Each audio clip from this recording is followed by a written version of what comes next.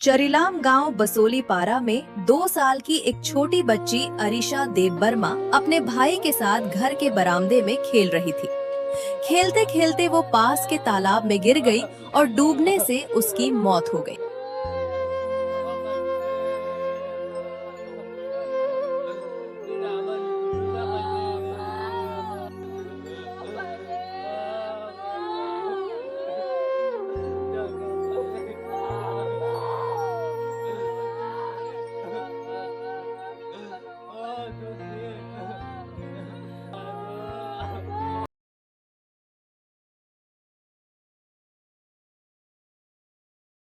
कुछ समय तक बच्ची दिखाई नहीं दी तो परिवार के लोगों ने उसे ढूंढना शुरू किया।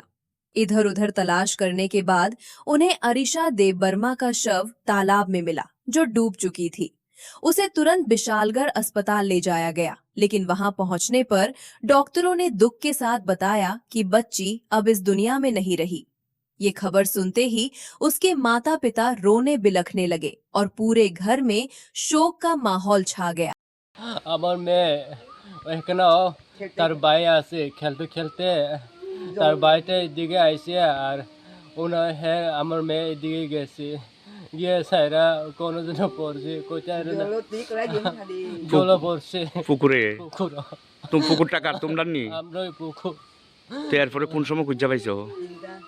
আমরা সন্দেহ করছিলাম এখানে এখানে আছে খেলতে খেলতে এনে এখানে থাকে আমার মেয়ে। তখন দেখছে না এদিকে আমরা এলাকার মধ্যে সব ঘুরে চাইছিলাম পাইতেছে না, তখন এখানে তোকাইছিলাম আর কি জল লামে তোকাইছিলাম যে পাইছি জলের তলে পড়ে বাইসা দিছে নাকি তা? হ্যাঁ।